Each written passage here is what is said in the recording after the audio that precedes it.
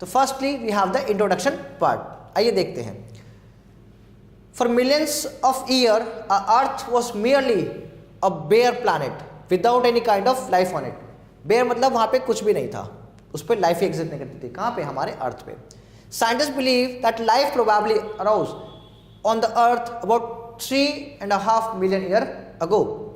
Life involve in salty ocean water, और life कैसी थी? कहाँ पे? सबसे पहले सॉल्टी ओशन के अंदर। The first form of the life belong to the plant kingdom. सबसे पहले लाइफ किसके फॉर्म में? प्लांट्स के फॉर्म में। It was plant kingdom that prepare the stage for the appearance of animal kingdom. किसके लिए था वो? एनिमल किंगडम लिए।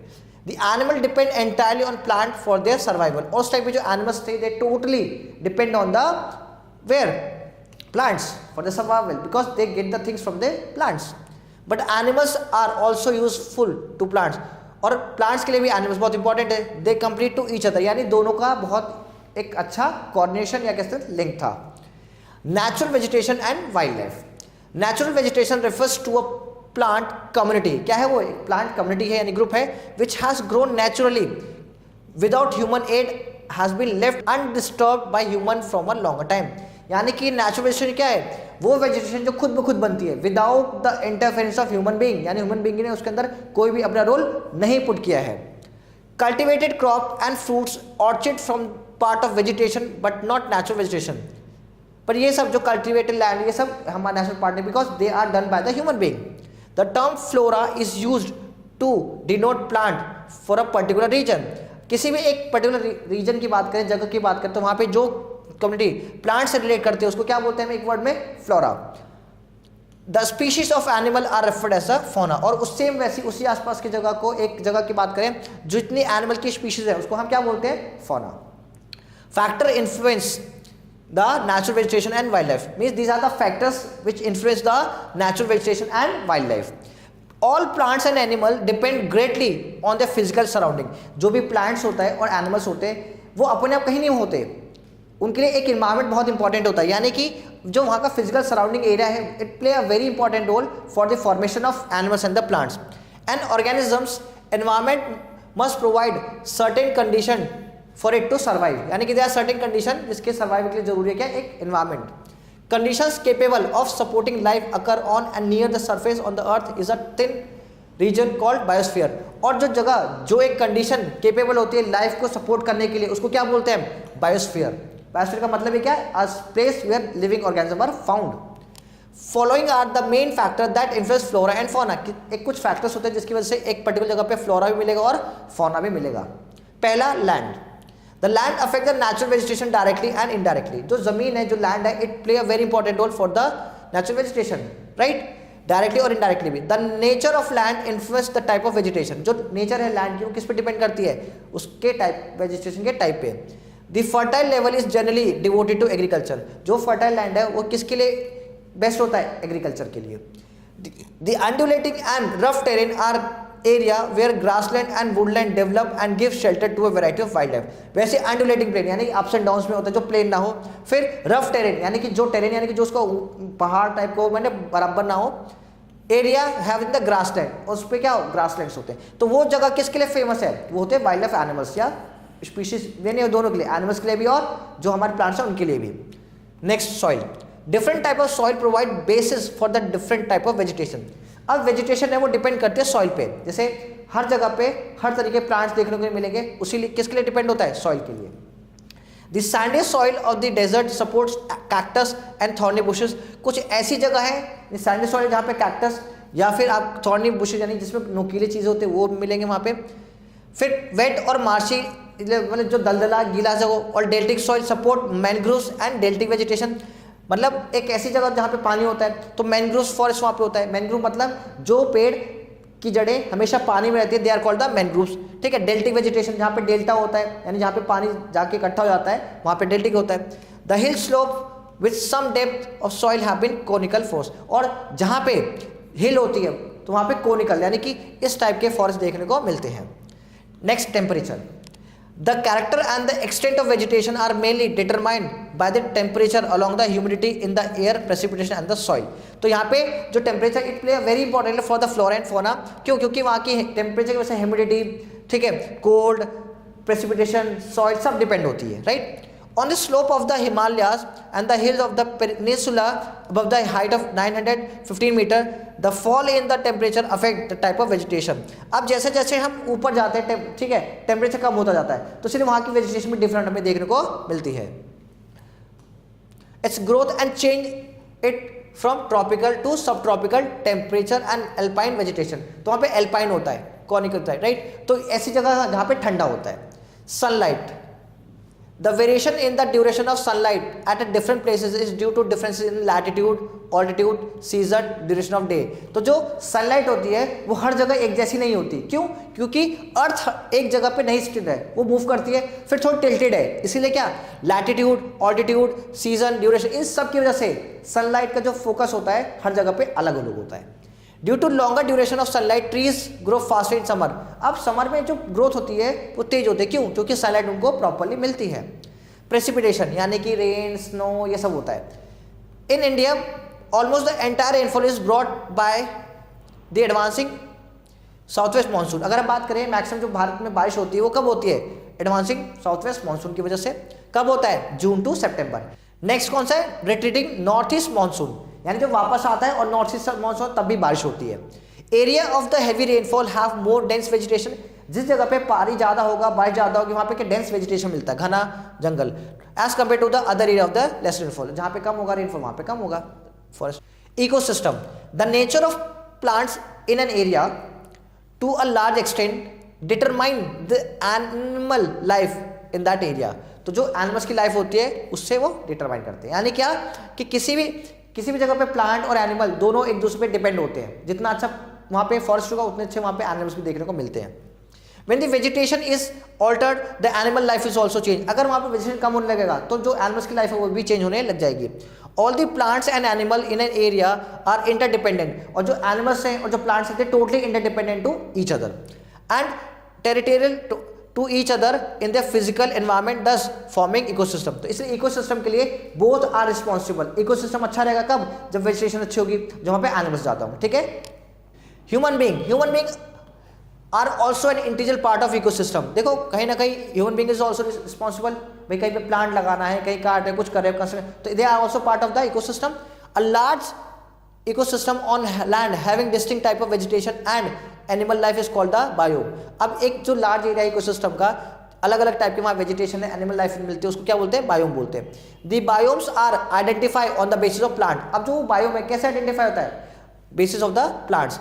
Important land biome include tundra forest, grassland, scrub, savannas, desert. तो ये क्या है? ये टाइप्स ऑफ क्या है? ये टाइप्स ऑफ प्लांट्स हैं, जिसकी वजह से उस जगह का नाम भी थोड़ा डिफरेंट होता है।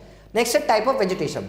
The major type of vegetation on the earth may be grouped as forest, grasses and shrubs. इन पार्ट्स में डिवाइडेड है। Their distribution around the world is govern by availability of moisture. अब जो डिस्ट्रीब्यूशन है यानी जो वेजिटेशन का जो डिस्ट्रीब्यूशन है कैसे है? मॉइस्चर के ऊपर। Forest are found in humid climate, grasses are found in region of moderate precipitation and shrubs are grown in a dry region. तो यानी कि जंगल कहाँ पे होंगे? जहाँ पे थोड़ा सा ह्यूमिड क्लाइमेट होगा, यानी गर्मी भी ज़्यादा होगी, बारिश भी फिर वहाँ ज़्यादा होगी। फिर ग्रासेस यानी कि जो घास हमें कहाँ मिलेंगी? जहाँ पे मॉडरेट सा टेम्परेचर होगा, राइट, यार हल्की फुल्की बारिश होती रहेगी वहाँ पे। फिर श्रब्स यानी कि हम बात करें कैक्टस और इबोने की, तो वो कहाँ पे होते हैं? वो ड्राई रीजन में होते हैं। तो ये एक कैरेक्टरिस्टिक है किसकी? वेजिटेशन की। आइए सबसे पहले देखते हैं फॉरेस्ट। और forest is an area with a high density of trees. मतलब वो जगह जहाँ पे हाई डेंसिटी मतलब बहुत सारे पेड़ एक साथ मिलते हैं, उसको क्या बोलते हैं? फॉरेस्ट बोलते हैं। A forest is usually an area filled with trees. वहाँ पे क्या होंगे? पेड़ होंगे। But any tall densely packed area of the vegetation may be considered as a forest. उसको हम क्या बोलते हैं? हम फॉरेस्ट बोलते हैं। मतलब बहुत कॉम्पैक्ट होता है, बहुत सारे वहाँ पे एक तरीके के वहाँ पे तो देखो पेड़ नहीं मिलेंगे, अलग तरीके पेड़ मिलेंगे, पर बहुत डेंसी होते हैं। Forest cover approximately 9.4% of the earth surface. अगर हम बात करें पूरे वर्ल्ड में तो फॉरेस्ट में कितना? 9.4% है अर्थ सरफेस का। They function as habitat for organism and conserve the soil. वो क्या है? They act as a habitats. Forest can be classified in different ways and to different degree or specificity. मतलब अलग अलग है, ठीक। Forest can be classified into two main type, evergreen forest and deciduous forest. तो उन्होंने forest को भी दो टाइप में डिवाइड कर दिया। पहला टाइप कौन सा है, एवरग्रीन, यानी जो यहाँ पे हमेशा ऐसा लगता है कि पत्ते उनके झड़ते नहीं है, पर झड़ते हैं पर पता नहीं चलता। डेसिडियस फॉरेस्ट वो फॉरेस्ट होते हैं जो एक टाइम बाद क्या होते हैं, अपने पत्तों को छोड़ देते हैं। Evergreen forest consist of evergreen trees that retain green foliage all over the around. मतलब ऐसा होता है कि जो उस वहाँ पे बहुत अलग तरीके के पेड़ होते हैं पर उनके पत्ते एक साथ नहीं झड़ते, इसलिए पता नहीं चलता किसके पत्ते गिरे किसके नहीं गिरे। Evergreen forest can be divided to 4 groups. इसको भी किसमें पार्ट में, 4 ग्रुप में डिवाइड करते हैं। तो पहला है ट्रॉपिकल एवरग्रीन फॉरेस्ट। कौन सा है, tropical evergreen forest. These forest are usually found in area of heavy rainfall and abundant sunshine. मतलब यहाँ पे दोनों चीजें, यहाँ पे बारिश बहुत ज्यादा होगी, वहाँ पे धूप भी बहुत ज्यादा होगी। अभी हमने पढ़ा था जहाँ पे धूप अच्छी होती है, यानी समर में धूप अच्छी होती है, तो वहाँ पे ट्री बहुत जल्दी से ग्रो होते हैं। These forest consist of hardwood species. वहाँ पे जो वुड है वो हार्ड होती है, क्योंकि हार्ड होगी तभी तो रह पाएगी, वरना तो गल जाएगी। एंड एवरग्रीन हमेशा क्या, उसमें पत्ते लगे रहते हैं। The canopy trees species are mostly tall hardwoods with broad leaves that release large quantities of water throughout the transpiration। तो वहाँ पे बड़े बड़े पत्ते भी होते हैं, कॉनिकल शेप के होते हैं। Some of the trees found in a tropical forest are rosewood। तो कुछ के नाम बताएं, क्या, रोजवुड हो गया, महागोनी हो गया और इबोनी, ये सब एग्जाम्पल है किसके, एवरग्रीन फॉरेस्ट के, ट्रॉपिकल एवरग्रीन फॉरेस्ट के। Because of dense foliage competing for light, little direct sunlight reaching their understory. मतलब इतना डेंस फॉरेस्ट होता है कि नीचे तक उसकी जो सनलाइट है वो आ ही नहीं पाती। These forest are found in Amazon basin. कहाँ पे मिलता है वो, अमेजन बेसिन में। फिर Zaire basin, Malaysia, Myanmar, Indonesia, Vietnam and New Guinea. तो ये सारे वो कंट्रीज हैं जहाँ पे जो एकदम डेंसी फॉरेस्ट देखने को मिलते हैं। These forest are mixed variety. मतलब यहाँ पे एक ही तरीके के पेड़ पौधे देखने को मिलेंगे, यहाँ पे अलग अलग तरीके के वैराइटीज ऑफ फॉरेस्ट देखने को मिलते हैं। Important species like oak, pine, eucalyptus, bamboo, mulberry and walnut, ये सारे ट्रीज वहां पे देखने को मिलते हैं। नेक्स्ट कौन सा है, Mediterranean forest. These forest are found in the area around the Mediterranean sea. Mediterranean sea है, उस सी के आसपास के जितनी कंट्रीज के जो कंट्रीज है उनके अंदर में जैसे फॉरेस्ट मिलते हैं, उसमें यहाँ पे तो क्या नाम दे दिया, Mediterranean forest. Such as Spain, Italy, south France, Greece, Portugal, California, central Chile and South Africa. Right. Here the summers are dry। यहाँ पे समर क्या है, ड्राई है। एंड रेन्स इन विंटर, तो उस टाइम विंटर में क्या होते हैं, रेन होते हैं। Plants largely grow in winter, अब ग्रो होते हैं। And they have to be protected from the severity of heating during the summer, उन्हें बचाना पड़ता है। The trees are not thick नहीं होते, मोटे नहीं होते, क्योंकि सिंपल सी बात है, समर्स में तो ग्रो नहीं हो रहे, विंटर में हो रहे हैं। एंड हैव ब्रॉडेड लीव, और उनके पत्ते बहुत बड़ी बड़ी होती हैं। Some of the species are oak, pine, fir, cedar and olive. तो ये सारे क्या हैं, ये सारे ट्रीज हैं जो मेडिटेरियन फॉरेस्ट में मिलते हैं। Coniferous forest. These forest consist of trees are coniferous, यानी कोन टाइप उनका स्ट्रक्चर होता है। राइट, ऐसे ऐसे। एंड एवरग्रीन, और क्या होते हैं, ये भी एवरग्रीन होते हैं। They consist chiefly of coniferous, इनको क्या बोलते हैं, coniferous, such as pine, fir, spruce and other evergreen trees that bear cone have needle like leaves. उनके पत्ते कैसे, सुई की तरह होती है। These forests extend as a continuous belt around the North Pole region। ये किधर है, नॉर्थ पोल रीजन में, बहुत एक कंटिन्यूस सीरीज के अंदर में। And high mountain in Europe, और कहाँ, जो ऊंचे पहाड़ होते हैं यूरोप में, एशिया में और नॉर्थ अमेरिका में, वहां पे ऐसे ट्रीज देखने को मिलते हैं। The pointy and triangular shape of these trees help them to shed their heavy snow. अब ये ऐसे क्यों होते हैं, क्योंकि इस पे मान लो स्नो पड़ी, बर्फ पड़ी, अब ये क्लोनिकल शेप में बर्फ नीचे गिर गई, तो ऐसे इसलिए यहाँ जो ट्रीज उनकी शेप ऐसी होती है। The softwood from the coniferous forest is used in the construction of home, farm buildings, containers, toys and many other items। अब यही जो trees होते हैं इनको यूज कर सकते हैं ये सारे आइटम्स को बनाने में। Next is the deciduous forest। deciduous forest क्या है, deciduous means falling off at a maturity। मतलब जब पत्ते, आपने देखा होगा जब पत्ते एकदम पीले हो जाते हैं या वीक से होते हैं, वो अपने आप झड़ जाते हैं, तो इसलिए उसको क्या बोलते हैं, deciduous forest। And is typically use in reference to trees और shrubs that lost their leaves seasonally। और जो लीव्स होती हैं वो एक पर्टिकुलर सीजन में वो अपनी जो टहनियाँ होती है उसको छोड़ देती हैं। Deciduous plants including trees, shrubs and hibiscus are those that lose all the leaves a part of the year। ठीक है, एक टाइम ऐसा आता है एक साल में कि वो अपने लीव्स को छोड़ देते हैं। This process called abscission. Right, मतलब एक टाइम के बाद वो अपने लीव्स को छोड़ देते हैं। Deciduous forests are divided into 2 groups, tropical and temperate। Right, इसको भी पढ़ते हैं। फर्स्ट आ जाइए, कौन सा है, tropical. Tropical deciduous forest। Tropical deciduous forest are also called tropical monsoon forest are found in India, Pakistan, Sri Lanka, Bangladesh, Myanmar, south China, Thailand, Laos, Vietnam, part of United State, Africa and Australia. तो ये सारे major countries के अंदर में क्या देखते हैं, tropical deciduous forest. Main species include sal, deodar, rosewood, bamboo, sandalwood, acacia and eucalyptus. तो ये बेसिकली ट्रीज वहां पे मिलते हैं। Temperate deciduous forest, temperate deciduous forest are dominated by trees that lose their leaves each year. हर साल वो क्या करते हैं, अपने लीव्स को छोड़ देते हैं। They are found in area where warm, क्या कंडीशन कहाँ मिलते हैं, वार्म हो, मॉइस्ट समर हो, ऑल्टरनेट विथ मिल्ड विंटर, और उसके साथ साथ वहां पे हल्की हल्की ठंड भी पड़े। The three major areas of the forest type occurs in north hemisphere. तो ऐसे जगह जहाँ पे मिलती है नॉर्थ हेमिस्फीयर कौन कौन से, east north America, eastern Asia and Europe. ये तीन जगह है जहाँ पे आपको टेम्परेट डेसिडस फॉरेस्ट देखने को मिलते हैं। Smaller area occurs in southern South America. Species of the typical trees include oak, maple, beech and elm. तो ये सारे वहां पे मिलते हैं। फॉरेस्ट प्रोडक्ट, अब देखते हैं क्या क्या प्रोडक्ट उससे जनरेट होते हैं। The most important product obtain from trees are lumber, मतलब भाई लकड़ी को काटना, एंड वुड पल्प, वुड के जो ऊपर का पल्प होता है उसको यूज करना। In saw mill logs are cut into timber that is used in building, यानी कि लकड़ी को काट दिया, ठीक है, क्यों, बिल्डिंग्स बनाने के लिए, फार्मिंग बिल्डिंग्स यानी फार्म हाउस बनाने के लिए, शिप्स बनाने के लिए, ब्रिजेस बनाने के लिए एंड अदर स्ट्रक्चर। तो इसके लिए क्या यूज होता है, लकड़ी यूज होती है। Smaller logs are used as firewood for force poster and mine traps. तो ये जो छोटी छोटी लकड़ी होती हैं उसको इस फॉर्म में यूज होती है।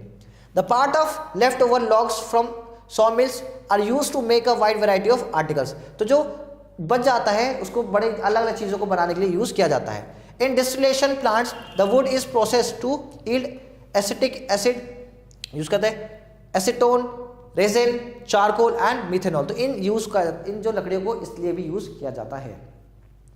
In hydrolysis plant the wood is treated to yield ethanol, alcohol, glycerine etcetera. तो ट्रीज को इसके लिए भी यूज किया जाता है। The bark of some trees yield drugs, जो बार्क होती है यानी जो ऊपर की छाल होती है पेड़ों की, उससे ड्रग्स यानी कुछ मेडिसिन को बनाया जाता है।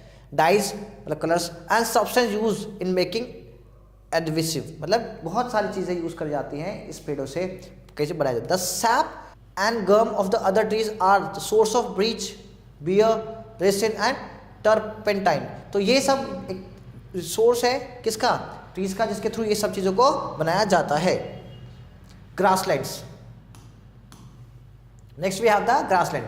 ग्रासलैंड आर ओपन एरिया, पूरा खुला होता है। Where grasses are the most plentiful plants, मतलब वहां पे घास ही बहुत बड़ी बड़ी होती हैं, just like a plants. Here are two broad type of grassland in the world, दो टाइप के यहाँ पे ग्रासलैंड है। पहला कौन सा, ट्रॉपिकल ग्रासलैंड, और कौन सा है नेक्स्ट, कौन सा है, टेम्परेट ग्रासलैंड। तो ट्रॉपिकल ग्रासलैंड देखते हैं। They are often known as the savanna grassland in Africa. तो कहाँ पे है ये, अफ्रीका में। तो क्या बोलते हैं उसको, savanna grassland. They are found in the north Australia, central America, Brazil highlands, Paraguay, Argentina, Sudan, Kenya, Ghana,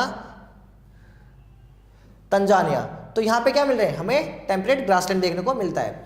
here temperature remain high and rainfall is variable from 25 centimetre to 75 centimetre. तो यहाँ पे जो है बेसिकली ना ज़्यादा बारिश कम है और ना बहुत ज़्यादा है। Soil are usually very thin, ठीक है, सपोर्टिंग ओनली ग्रासेस। सॉइल बहुत ज़्यादा कमजोर होती है, सिंपल सी बात है, जब यहाँ पे बारिश होगी नहीं तो सॉइल वैसे कमजोर होगी, राइट। तो इसलिए वहाँ पे क्या, खाली ग्रासेस होती है। एंड फ्लोइंग प्लांट्स, जो मतलब चलते फिरते रहते हैं। With only scattered trees and shrub, और देखो पेड़ देखो स्कैटर्ड होगा पूरा, मतलब ऐसा नहीं होगा जहाँ पे बहुत सारे लीव्स होंगे, नहीं, ठीक है। In many areas the grassland have been burn to maintain a healthy grass crop for grazing animal. कई जगह क्या करते हैं कि जो यहाँ पे ग्रासलैंड को क्या बर्न कर देते हैं, राइट, अंडरस्टूड। नेक्स्ट क्या है, टेम्परेट ग्रासलैंड। तो temperate grassland are found in southern part of Canada. कहाँ मिलता है वो, सदर्न पार्ट ऑफ कनाडा में, central USA, Argentina, central Russia and southern Africa and Australia. तो ये रीजन है जहाँ पे आपको टेम्परेट ग्रासलैंड देखने को मिलता है। They are given local name such as prairies, क्या बोला गया उसको, प्रेरीज बोला गया, कहाँ पे, नॉर्थ अमेरिका में। फिर स्टेपीज, स्टेपीज कहाँ पर है, रशिया में। पेम्पास कहाँ है, अर्जेंटीना में। डाउन्स कहाँ पे है, ऑस्ट्रेलिया में। और वील्ड कहाँ है, साउथ अफ्रीका में। तो ये सब डिफरेंट डिफरेंट नाम है किसके, ग्रासेस के। Here short grass grow with scattered trees, मतलब वहाँ पे छोटी छोटी क्या होती है, घासें होती है, और वहाँ पेड़ वो फैले हुए होते हैं पेड़। Temperate grassland have less rainfall than tropical grassland and a much greater range of temperature from winter to summer than savanna. Understood? तो यानी टेम्परेट ग्रास कैसे, वहाँ पे लेस रेनफॉल हो रहा है, ठीक है, और जो ट्रॉपिकल ग्रासलैंड है वहाँ पे जो रेंज है विंटर्स में वो ज़्यादा होती है इन समर, यानी कि यहाँ पे विंटर बहुत बड़ी होती है समर्स के कंपैरिजन में। So short with scattered trees grow in a temperate grassland, तो यहाँ पे जो ट्री होते हैं वो स्कैटर्ड नहीं फैले हुए होते हैं, ऐसे नहीं कि बहुत पास में टहनियाँ बहुत बड़े बड़े लीव्स, ऐसा नहीं होता। डेजर्ट वेजिटेशन, डेजर्ट भी क्या है, एक टाइप का वेजिटेशन है। A desert is a region that receive an extremely low amount of rainfall. ये नहीं कि अगर हम बात करें खाली मतलब जो ड्राई डेजर्ट की, यहाँ पे कोल्ड डेजर्ट की भी बात होती है। Less than enough to support growth most of the plant, most desert have an average rainfall of less than 400 millimetre, यानी 400 मिलीमीटर से भी कम यहाँ पे बारिश होती है। कहाँ पे, डेजर्ट में। Desert are sometime classified as a hot and cold desert, तो दो फॉर्म में डिवाइड कर दिया। Cold desert can be covered in a snow और आइस, किससे कोल्ड है, कोल्ड मतलब ठंडा ही होगा, तो उसे किससे कवर होता है, स्नो से या आइस कैप से। Frozen water unavailable to plant life, तो एकदम पानी जमा होता है जिसकी वजह से प्लांट्स सर्वाइव नहीं कर सकते। They are commonly referred to as a tundra, उसको कॉमनली हम क्या बोलते हैं, tundra, if the temperature for a short season is above the freezing temperature, बहुत कम होता है कि फ्रीजिंग टेम्परेचर थोड़ा सा ज़्यादा टेम्परेचर है। और as an ice cap if the temperature remain below freezing at the round, ice cap कब बोलेंगे, जब हमेशा वहाँ पे क्या होगा, फ्रीज होगा। The hot desert are found in tropical and sub tropical region, hot desert कब मिलता है, ट्रॉपिकल एंड सब ट्रॉपिकल जगह पे। दे इंक्लूड सहारा, उसमें से सबसे इंपॉर्टेंट कौन सा है, बड़ा सबसे बड़ा कौन सा, सहारा। फिर कौन सा है, कालाहारी डेजर्ट, कहाँ मिलता है, अफ्रीका में। अटाकामा डेजर्ट कहाँ है, साउथ अमेरिका में। फिर कौन सा है, सोनोरन डेजर्ट, कहाँ पर है, नॉर्थ अमेरिका में। Other hot desert are Indian desert, Arabian desert and Australian desert, तो ये भी क्या है, ये सब एग्जाम्पल किसके, हॉट डेजर्ट एग्जाम्पल है। The cold desert are found in the temperate region in interior of the Asia, यानी कोल्ड डेजर्ट भी मिलते हैं कहाँ पे, एशिया में, साउथ अमेरिका में। दे आर, उसमें से कुछ एग्जाम्पल क्या है, Gobi desert and the Tibetan desert in Asia, Patagonian desert in South America, तो ये सब किसके एग्जाम्पल है, कोल्ड वाले के। Hot desert vegetation include shrubs, prickly pears, desert holly and the brittle bush। दे जैसे एग्जाम्पल देखो, ये सब क्या है, जहाँ पे ये वाला कलर है लाइट पिंक, तो वो क्या है, वहाँ पे टुंड्रा वेजिटेशन है, मतलब एकदम फ्रीज होता है, ये देख रहे हो आप पूरा का पूरा यहाँ पे, राइट। तो ये जो ऊपर का पोर्शन है हमारे, अगर हम बात करें तो ये क्या है, यहाँ पे कौन सा है, आर्कटिक ओशन, यहाँ पे कौन सा है, अंटार्कटिका है, तो ये सारा का सारा फ्रोजन है, यहाँ पे मतलब एकदम बर्फ हमेशा रहती है, तो ये कौन सा टुंड्रा वेजिटेशन होता है, ठीक है, थोड़ा सा अलग कलर हो गया। तो ये सारे क्या है, प्रेरीज हो गया, ये क्या ग्रासलैंड टाइप है, राइट, जहाँ जहाँ पे ऐसे होगा ये क्या है, यहाँ पे ग्रासलैंड है, तो कौन सा हो गया, ये प्रेरीज हो गया। तो इस टाइप के वेजिटेशन हमारे ऑल ओवर द वर्ल्ड में देखने को मिलते हैं, और अलग अलग तरीके के वेजिटेशन भी देखने को मिलते हैं according to the temperature. All are zero, मतलब जहाँ पे भी हम ग्रो कर रहे हैं, मतलब सीधे सिंपल सी बात है, जहाँ पे कुछ ग्रो नहीं हो रहा उसको क्या बोलते हैं, xerophytes. In addition desert plant minimise water loss with thick wax coated on their leaves, तो जो डेजर्ट में होते हैं वो उनकी जो टहनियाँ होती हैं, या आप कह सकते हो जो उनकी वो थिक होती है, मोटी होती है, उसमें क्या होता है, वैक्स लगा होता है। वैक्स से क्या होता है, लीव्स के जब बहुत ज़्यादा सनलाइट पड़ती है तो पानी इवेपोरेट नहीं होता है, right. Some store water in their leaves, तो वो जो इतना मोटा होता है वैक्स की वजह से उसके अंदर पानी स्टोर रह जाता है।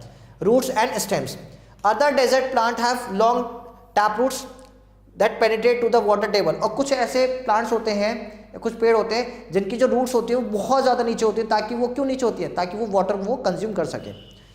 Cacti are often thought of characters of desert plant, तो कैक्टी यानी कैक्टस जो होता है वो एक डेजर्ट प्लांट है, क्योंकि वो उसी एरिया में ही रह सकता है। They include the pea and sunflower families, तो उसी फैमिली से आता है। No other vegetation grow here, उसके अलावा कोई वहाँ पे वेजिटेशन होती नहीं है। Cold desert have grasses and shrubs as dominate vegetation, cold desert में थोड़ी बहुत ग्रासेस और श्रब्स वहाँ पे हो जाते हैं grow. Next we have the tundra vegetation, right, start करते हैं। In physical geography tundra is a biome, भाई जहाँ पे भी आपको देखने को मिलेगा भाई बायोम है, तभी वहाँ पे क्या लाइफ पॉसिबल है। Where the tree growth in hindered by low temperature, tree growth है वहाँ पे क्या हो, टेम्परेचर लो होगा।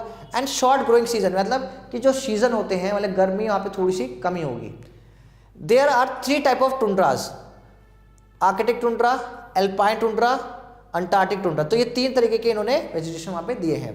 इन tundra the vegetation is compose of dwarf shrubs, वहां पे जो श्रब्स यानी जो भी पेड़ पौधे वो जो बहुत छोटे छोटे होंगे, sages, grasses, mosses and lichens, तो ये बहुत कम और बहुत छोटे, बहुत कम मात्रा में होते हैं। Scattered trees grow in some tundra, और जो ट्रीज होते हैं वो भी स्कैटर्ड फैले हुए होते हैं। Next, natural vegetation of India. अब इंडिया के बारे में बात करते हैं कि किस टाइप का वेजिटेशन हमें देखने को मिलता है। तो इंडिया में बहुत सारे वेजिटेशन देखने को मिलते हैं। तो आइए सबसे पहले हम देखते हैं इंडिया में कौन सा वेजिटेशन देखने को मिलता है। ट्रॉपिकल रेन फॉरेस्ट, जैसे पता ही चल रहा है रेन फॉरेस्ट मतलब रेन वहाँ पे ज़्यादा होती होगी। These forests are restricted to heavy rainfall area of the Western Ghat and the island group of Lakshadweep, Andaman and Nicobar, part of Assam and West Bengal. यानी ये वो फॉरेस्ट है जहाँ पे सबसे ज़्यादा बारिश होती है। तो कौन से? इंडिया के वेस्टर्न घाट में मिलेगा। आइलैंड कौन कौन से? लक्षद्वीप हो गया, फिर अंडमान निकोबार हो गया, और बंगाल का पार्ट हो गया, और आसाम हो गया। तो यहाँ पे ये फॉरेस्ट देखने को मिलते हैं। The tree reach great height up to 60 metres और अबव। अब यहाँ के जो पेड़ होते हैं बहुत लंबे लंबे होते हैं, बहुत ऊंचे ऊंचे होते हैं। These forests appear green all over the area because they are called the evergreen forest। और वहाँ पे जब बहुत ज़्यादा बारिश होती है, हमें पता है जहाँ बहुत ज़्यादा बारिश होती है वहाँ पे फॉरेस्ट बहुत अच्छा होता है, इसीलिए वो क्या है, वो एवरग्रीन फॉरेस्ट होते हैं। Some of the commercially important trees of these forest are ebony, mahogany, rosewood, rubber and cinchona. तो ये सारे क्या हैं? ये सारे ट्रीज हैं जो उस टाइम पे ग्रो होते हैं। Next, tropical deciduous forest. These are most widespread forest of India। ये सबसे ज़्यादा फैला हुआ इंडिया में, ट्रॉपिकल डेजर्ट फॉरेस्ट इंडिया में सबसे ज़्यादा फैला हुआ है। They are also called as a monsoon forest। क्यों? क्योंकि मैक्सिमम किस चीज़ पे डिपेंड होता है? ये मानसून पे होता है। And spread over the region receiving rainfall between 200 centimetre to 70 centimetre. तो ये जो फॉरेस्ट है, कौन सा? ट्रॉपिकल डेजर्ट फॉरेस्ट, इसमें कितनी बारिश होती है?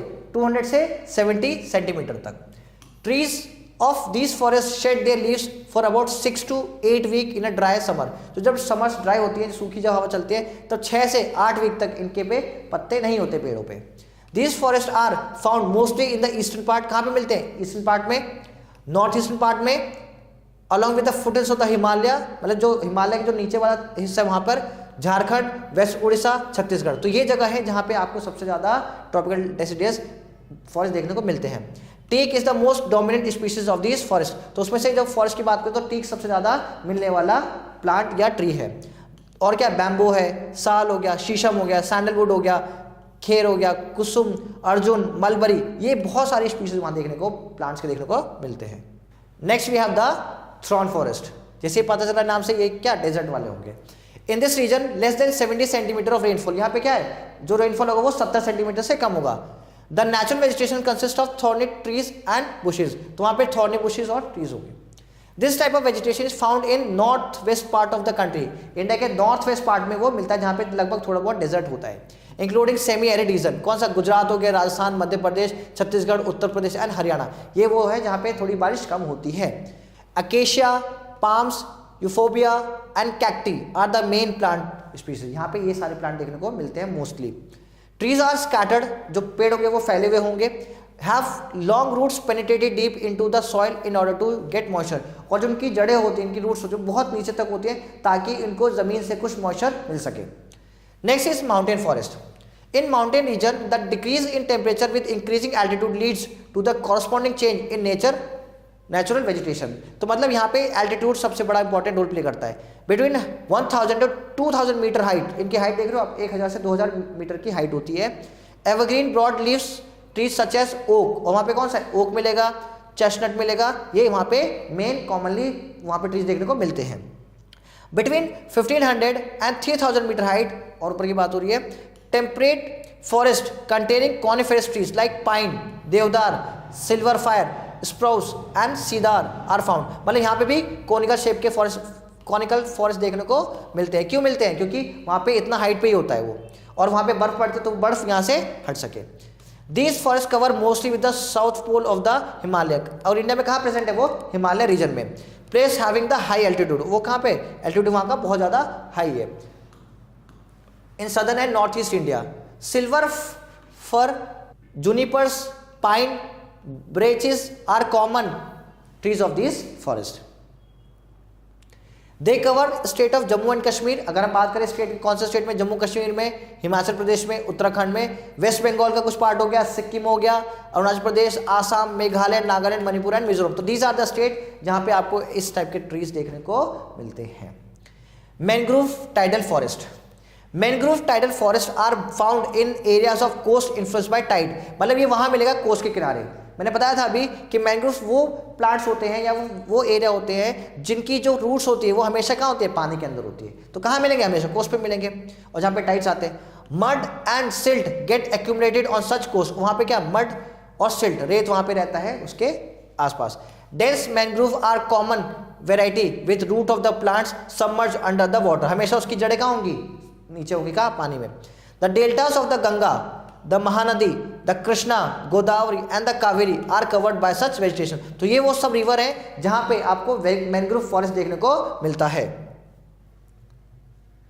कंजर्वेशन ऑफ फॉरेस्ट, अब हम फॉरेस्ट को कैसे बचा सकते हैं, ये सब मेजर्स हैं जिसके थ्रू हम क्या कर सकते हैं, फॉरेस्ट को बचा सकते हैं। पहले establishment of new forest on previously clear land is called reforestation, मतलब हमें क्या करना है, जिस जगह पे पहले पेड़ थे फिर लोगों ने उसको काट दिया, हमें वापस क्या करना है, उसे फॉरेस्ट को वो कवर करना है। Massive reforestation work should be undertaken to cover large area of land suitable trees, वहां पे सुटेबल ट्रीज लगाए ताकि हम उस एरिया को जल्दी जल्दी फॉरेस्ट में कन्वर्ट कर सकें। Felling of forest trees should be ban, जो फॉरेस्ट को लोग काटते हैं उसको बैन करना चाहिए। Every piece of bare land should be planted with trees, जो भी खाली पड़ा हुआ लैंड है हमें वहां पे सब पे क्या करना है, पेड़ों को लगाना है। Forest should be protected from fire, forest को हमें बचाना चाहिए आग लगने से, कभी कभार होते हैं हवा चलती तेज, जो अपन ट्री रगड़ते हैं फिर फायर होता है, ऐसे भी ध्यान रखना चाहिए। सूखी जो घास है हमें उसका ध्यान रखना चाहिए। Grazing of animals should be checked, जो एनिमल्स ग्रेज करते हैं हमें चेक करना चाहिए, नहीं कि सारे सारे फॉरेस्ट को वो साफ कर दे, खा गए। Nursery should be establish for the forest trees on a large scale, nursery बनाओ, मतलब कि पेड़ों को लगाने के लिए छोटी छोटी नर्सरी लगाएं ताकि वहां से लोग अपने पेड़ों को इकट्ठा करें और वहां पे लेके जाएं और पेड़ लगाएं। Forest land should B not use for the agriculture purpose, जो एक लैंड है, जो जमीन है, जो फॉरेस्ट के लिए, उसको कभी भी एग्रीकल्चर के लिए यूज ना करें। Next, if felling of trees become essential for the every single tree cut, 2 trees should be planted in a planned manner, अगर सपोज लग रहा है कि हमें नीड है पेड़ों की, होती भी है, तो जब हम अगर एक पेड़ को काट रहे हैं तो कम से कम 2 पेड़ों को लगाने का वहां पे प्लान करें। Next, people should be made aware of the impact of forest on their life through publicity, radio, television etcetera, मतलब हमें लोगों को बताना पड़ेगा, अवेयर करना पड़ेगा कैसे फॉरेस्ट हमारे लिए इंपॉर्टेंट है और कैसे हम उनको बचा सकते हैं, किसके थ्रू, हम सोशल मीडिया के through. Next we have the wild life, wild life refers to the non domesticated animals, right. Wild life क्या है, वो एनिमल्स जिसको हम अपने पास नहीं पाल सकते, रख सकते, उन्हें क्या वाइल्ड लाइफ में। Wildlife can be found in all ecosystem, और वाइल्ड लाइफ हमें हर जगह इकोसिस्टम में देखने को मिलता है। Desert, forest, rainforest, plains and grasslands all have distinct form of wild life, हर जगह हमें अलग तरीके की वाइल्ड लाइफ चीजें देखने को मिलती है। All the living organisms in an ecosystem are interlinked and they are part of the food chain. अब जो भी लिविंग ऑर्गेनिज्म है, किसी भी एक जगह की हम बात करें, वाइल्ड लाइफ सेंचुरी की बात कुछ भी, तो हर एक एनिमल दूसरे से इंटरलिंक्ड है, प्लांट से भी लिंक्ड है, तो हम क्या बोलते हैं, ये सब क्या है, एक फूड चेन का पार्ट है। Africa, dense equatorial forest, swamp and grassland are idle home for the great variety of animal. अब डेंस इक्वेटोरियल मतलब वहां पे बहुत ज्यादा डेंसी फॉरेस्ट है, जहां पे फॉरेस्ट ज्यादा होते हैं वहां पे एनिमल्स भी ज्यादा देखने को हमें मिलेगा, इसलिए अफ्रीका की अगर हम बात करें तो सबसे ज्यादा वहां पे देखने को एनिमल्स मिलते हैं। Elephant, water buffaloes, monkeys, hippopotamus, pythons and rhinoceros roam the equatorial forest area and swampy land है। तो जो इतने बड़े बड़े जो एनिमल्स हैं और जो ये सब है, इनके लिए बहुत बड़ा एरिया चाहिए और वहाँ पानी भी चाहिए, तो ये उस एरिया में सबसे ज़्यादा देखने को मिलते हैं। Stag, deer, zebra and giraffe are the herbivores found in grassland. अब जितने एनिमल्स, ये सब एनिमल्स क्या हो गए, हर्बीवोर, मतलब जो किस पे डिपेंड होते हैं, प्लांट्स और प्लांट्स पे, तो बेसिकली ग्रास लैंड में रहेंगे। Next, lion, cheetah, leopard, hyenas and wild dogs are some of the common carnivores found here. और वहीं पे क्या है, कार्निवोरस भी हैं। भाई देखो, जहाँ पे हर्बीवोरस होगा वहाँ पे कार्निवोरस भी होगा, क्योंकि इनकी जो स्ट्रेंथ होगी या जो जितने नंबर्स में अगर हर्बीवोरस खाली रहे तो वो तो सारे जंगल खा के साफ कर देंगे, तो इसलिए कार्निवोरस भी इंपॉर्टेंट होते हैं इस इकोसिस्टम को बनाने के लिए, जो ये they are the part of food chain. Camels and ostrich are found in desert. कहाँ मिलते हैं, डेजर्ट में। Wild animals and birds are the important resource of Africa. तो ये they are the most important source of the Africa. कौन सा, wild animals and the birds. They are hunted on a large scale for meat, bone, skin, tusk etcetera. लोग इनको Hunt करते हैं, किसी को मीट के लिए, बोन, ये सब इनके होते हैं। As a result of this hunting many animals and birds now are endangered. इसकी वजह से बहुत सारे एनिमल्स, बहुत सारे क्या उसमें आ गए, एंडेंजर्ड में, क्योंकि ह्यूमन बींग इसको मार देते हैं अपने खुद पर्पसेस के लिए। The government of the different countries of Africa are taking steps to control this damage. तो अफ्रीका के जो कॉन्टिनेंट, उसके जो अलग अलग कंट्रीज, सब कंट्रीज ने मिलकर कुछ मतलब ऐसे चेंजेस किए हैं ताकि लोग इजिली हंट ना कर सकें। नेक्स्ट है साउथ अमेरिका। क्या है? South America. The Amazon basin is home to a variety of birds and animals. तो जो अमेजन बेसिन है वो बहुत सारे बर्ड्स और एनिमल्स का वो क्या घर है। Many colourful species of birds are found, यहाँ पे बहुत सारी बर्ड्स देखने को मिलती हैं। Condor is the largest bird of prey in the world. Rhea is a flightless bird like ostrich, जो उड़ नहीं सकती, इस टाइप का। Some common animal include monkey, owls, squirrels, snakes, pythons, ये सब यहाँ पे इजिली देखने को मिलते हैं। Anteaters are also available. Puma and Jaguar are ferocious animal of cat family which can be seen roaming in Amazon basin. ये puma और जैगुआर तो यहाँ पे बहुत आराम से देखने को मिल जाते हैं अमेजन बेसिन में। ये क्या? लीमा, ये पूमा, ये सब क्या एनिमल्स यहाँ पे बहुत कॉमनली फाइंड मिलते हैं। कहाँ पे? अमेजन बेसिन में। नेक्स्ट कॉन्डोर्स, ये क्या है? कॉन्डोर्स है। Tapirs are found in a large number. Tapirs have few predators and despite of their large size they are strong and agile runners, बहुत तेजी से ये दौड़ते हैं। Ocelots are small cats of yellow or gold with hack spot and strips. They feed on deer, monkey and other small animals, तो ये इसको खाते हैं। The largest snake in the world is anaconda, is living in the river and densest forest of South America. अगर हम बात करें anaconda की तो वर्ल्ड का सबसे बड़ा स्नेक है, स्पीशीज है, तो वो भी कहाँ देखने को मिलता है? अमेजन बेसिन में। The llama is a native to the south America, right, तो ये वहाँ के नेटिव हैं। Next north America. The wild life of north America like its habitat it is diverse and include animals such as, यहाँ पे भी बहुत सारे एनिमल्स देखने को मिलता है हमें। बिशन, ब्राउन बियर्स, ये सब क्या है? These are the many bears, caribou, whooping, cranes, ये सब क्या है? These are the animals which are found in commonly in North America. Next Australia. Many of the Australian animals are marsupials, for example kangaroo and koalas, तो ये Australia के basically found होने वाले animals हमें देखने को मिलते हैं। Next, the mother of marsupial carry her young one in a pocket of skin called pouch in their stomach, वो अपने जैसे कंगारू रखते हैं उसी फॉर्म में वो अपने बच्चों को रखते हैं। The wombat is a burrowing marsupial. The flightless emu is widespread in Australia. Emu जो है वहाँ पे बहुत इजीली देखने को मिल जाते हैं। It is the largest bird except for the ostrich. Ostrich के बाद अगर बात करते हैं तो ईमू ही वहाँ पे बहुत ज़्यादा देखने को मिलते हैं। The platypus is one of the 2 egg like mammals to be found in the world today. The other is Sitedina. Echidnas is the only native Australian mammal found throughout the entire continent. मतलब ये जो एसिडना है ये Australia के हर एक continent में easily देखने को मिल जाता है। Next we have the Europe. Europe offer an amazingly diverse and unique range of wild life, यानी कि यूरोप में अलग अलग तरीके के और बहुत अलग टाइप्स के वहाँ पे वाइल्ड लाइफ चीज़ें देखने को मिलती है। The wildest area of Europe are extreme in climate condition, मतलब वहाँ की कंडीशन बहुत ज़्यादा सीवियर है। कहाँ पे? यूरोप में। Therefore they have not been inhabited by human, इसलिए वहाँ पे ह्यूमन का बीइंग का रहना बहुत ज़्यादा टिपिकल है। Thus allowing animals to prosper in such region, इसीलिए वहाँ पे एनिमल्स बहुत ज़्यादा देखने को मिलते हैं। कहाँ पे? यूरोप में, राइट। ये सब क्या है? बीवियर, लेनेक्स, माउंट गोट, पोलेकैट, ये सब वहाँ के हैं। For instance in extremely cold island of Norway, यानी नॉर्वे में बहुत ज़्यादा ठंड होता है, reindeer, polar bear, walrus and sea birds thrive in numbers, यानी वहाँ नंबर बहुत ज़्यादा ये घूमते हुए मिलते हैं। In the virtual absence of human habitation, यहाँ पे क्या ह्यूमन बीइंग है नहीं, इसलिए यहाँ पे एनिमल्स बहुत आराम से और अच्छे से रहते हैं। A rare animal like lynx can still be found in the Scandinavian forest and coast of the southern Spain, तो स्पेन में वहाँ पे देखने को ये मिलते हैं। Bears can all be found in abundance in most European countries, right? The other commonly found European animal include wild boar, mountain goat, wolf, deer, otter, beavers, bichon and polecats, तो ये सब एनिमल्स वहाँ देखने को मिलते हैं। कहाँ पे? यूरोप में। एशिया की बात करें तो Asia boost some of the large and thickest forests in the world, right? It is also home to some of the most fascinating wildlife, यानी कि बहुत सारे जानवर वहाँ देखने को मिलते हैं। कैमल, बंगाल टाइगर, डियर, चीतल, नीलगाय, ये सब क्या है? These are the most important wildlife that are found in India, right? And Asia also.